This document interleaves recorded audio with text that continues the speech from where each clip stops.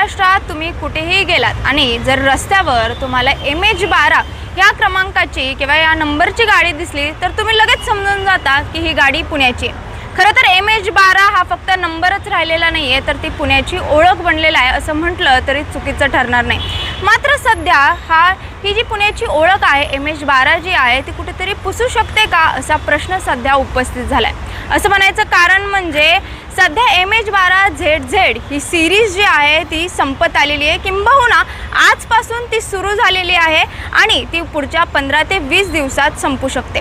मात्र या सिरीज नंतरनं पुढे काय असा सवाल सध्या पुणेकरांच्या मनात आहे। खरं तर RTOने तसा काहीशे प्रस्ताव सध्या सरकारला दिलेले आहेत। यासोबतच केंद्रीय मंत्री मुरलीधर मोहोळ यांनी MH12 ही पुण्यासाठीच राखीव असावा अशा प्रकारचं पत्र किंवा निवेदन जे आहे किंवा साकडं जे आहे ते थेट केंद्रीय मंत्री नितीन गडकरी यांना देखील घातलेले असून त्यांनी देखील होकार दिलेला आहे। खरं तर ही सिरीज संपल्यानंतरनं पुढे काय असा प्रश्न सध्या उपस्थित झाला आहे आणि त्यावरतीच सध्या चर्चा करण्याचं काम जे आहे ते सध्या सुरू आहे। खरं तर RTOकडून सध्या 2 ते 3 पर्याय जे आहे ते उपलब्ध आहेत, ते म्हणजे AAA किंवा 1A किंवा A1 अशा प्रकारचे आहेत। मात्र यात देखील काही त्रुटी आहेत त्या सध्या आढळून आलेल्या आहेत। त्यामुळे पुढच्या 15 ते 20 दिवसांनंतरनं नेमकी कुठल्या प्रकारचा नंबर जो आहे ते पुणेकरांना मिळणार आहे असा प्रश्न सध्या सर्वसामान्य पुणेकरांच्या मनात आहे।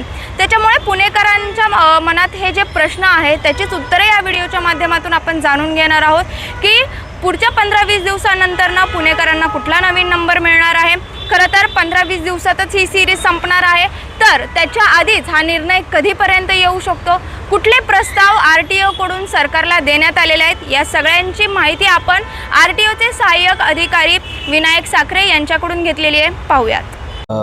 आजच आपल्याकडे MH12ZZ सिरीजचं ऑप्शन आहे, तर ती मोटरसायकलची सिरीज आहे आणि ZZ नंतर आपल्याकडच्या सगळ्या लाईव्ह सिरीज संपून जातील।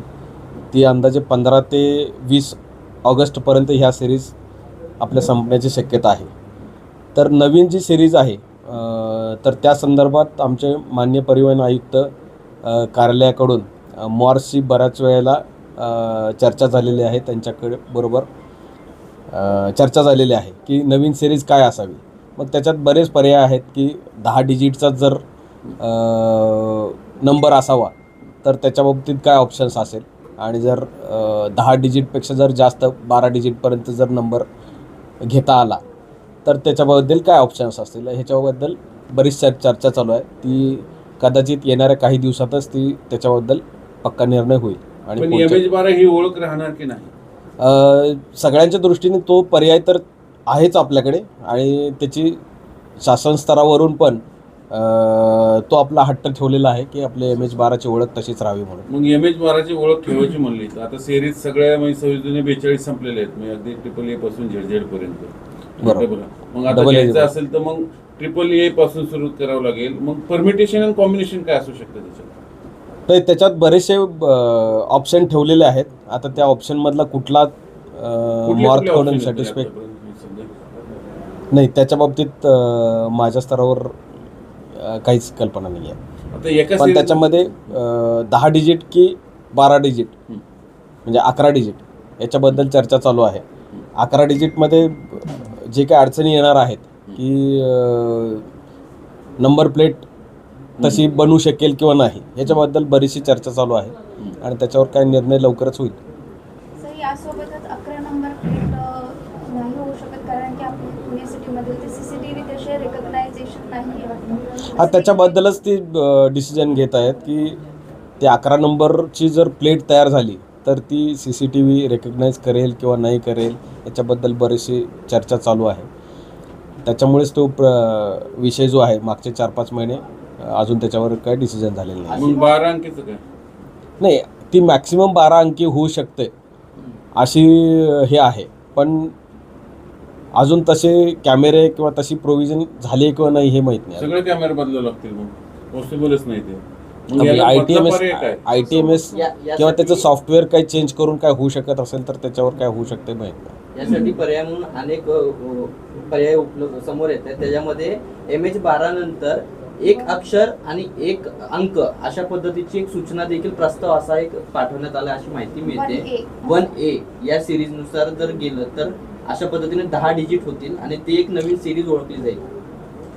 नाही, तसं तर माझ्या तर ऐकण्यात काय नाही आहे, पण तसं जर होणं थोडंसं अवघड वाटतं मला, कारण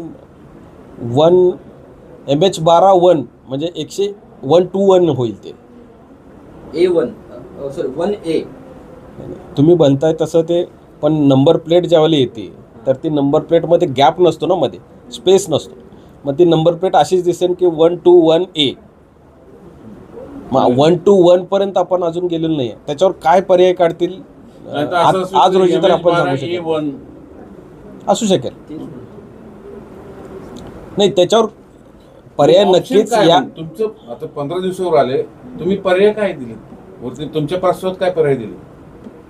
नाही, 10 डिजिटमध्ये जर ठेवायचे असतील तर हाच 1A और A1 असाच पर्याय असू शकतो, किंवा मग MH12च्या ऐवजी आता MH60 पर्यंत आपले गेलेले आहेत, त्याच्या पुढची काय सिरीज असेल तर ती करावी लागेल.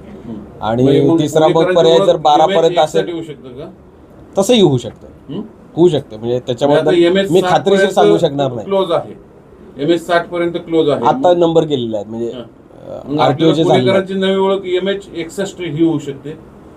त्याच्या बाबतीत शासन स्तरावर निर्णय घेतील आणि ते जे काय फायनल करतील तर तेच करतील. आमच्या सगळ्यांचा हट्ट असाच आहे की MH12ची ओळख जशीची आहे तशीच राहावी, MH12च राहावं.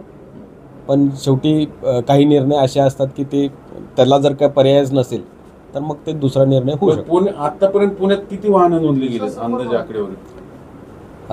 नाही, अशी एक्झॅक्ट आकडेवारी मला सांगता येणार नाही, पण अराउंड एक टोटल वाहन संख्या 60 लाखाच्या वर आहे पुण्यात. ड्युरेशन किती लागू शकतो म्हणजे निर्णय घेण्यापर्यंत? हा ॲट एनी हाऊ नवीन सिरीज जी आपली चालू व्हायची आहे ती 15 ऑगस्ट ते 20 ऑगस्टच्या दरम्यान चालू होईल. त्याच्या पुढची, त्याच्या आधी कोणत्याही परिस्थितीत त्याच्यावर निर्णय होणं मस्त असेल, कारण त्याला सगळं प्रिंटिंग त्याच्याशिवाय पुढची सिरीज चालूच करता येणार नाही, नाहीतर मग आपलं रजिस्ट्रेशनचं काम थांबू शकेल. त्याच्यामुळे त्याच्या आधी 100% येईल.